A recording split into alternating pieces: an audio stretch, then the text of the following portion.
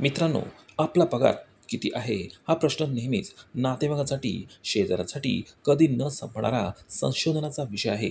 जोपर्यंत आपण उत्तर देत नाही, त्याचं समाधान होत नाही आणि त्या प्रश्नाचा तगादा लावून ठेवता. मग या नातेवाईकांना कसं उत्तर द्यावं हे आपण आजच्या व्हिडिओमध्ये पाहणार आहोत.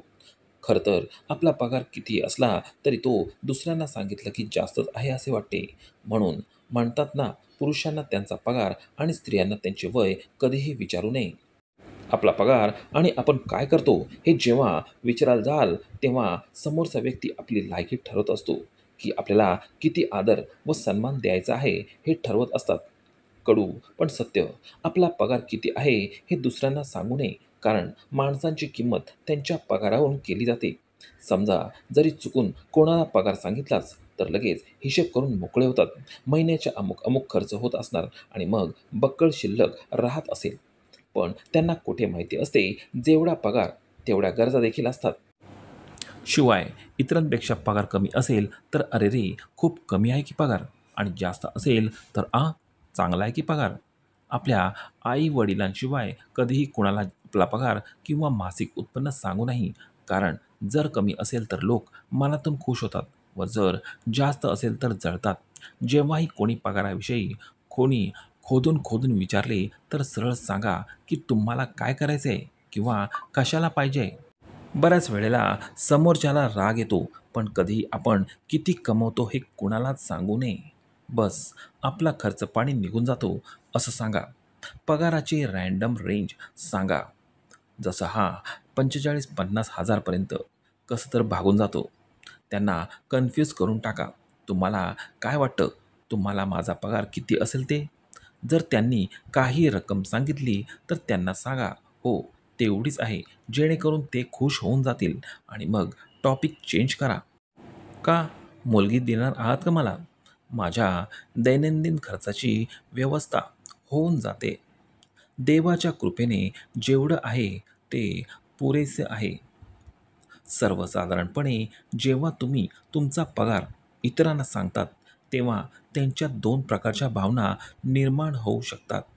जेलसी फिलिंग, मत्सराची भावना, किंवा अ सेन्स ऑफ कॉम्पिटिशन, स्पर्धेची भावना.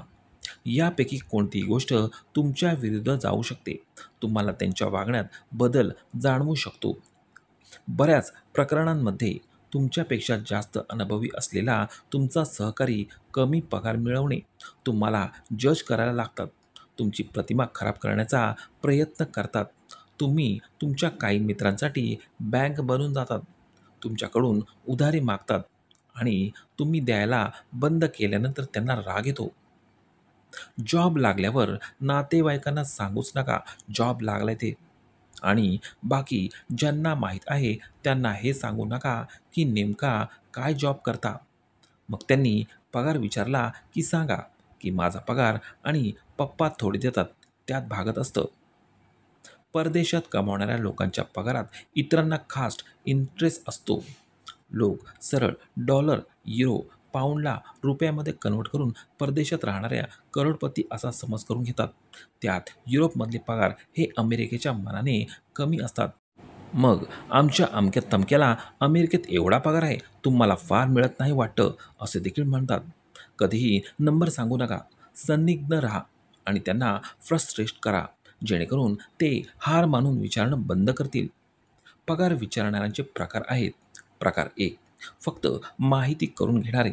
या लोकांना ना जगातल्या भेटेल त्या व्यक्तीचा पगार जाणून घेण्याची इच्छा असते. प्रकार दोन, तुलना करणारे. या प्रकरणातील लोक आपल्या घरातल्या व्यक्तींच्या पगाराशी इतर लोकांच्या पगाराशी तुलना करतात. प्रकार नंबर तीन, जळणारे. या प्रकारातील लोकांना समोरच्याचा पगार ऐकून कधीही आनंद होत नाही. प्रकार नंबर चार, निर्लज्ज.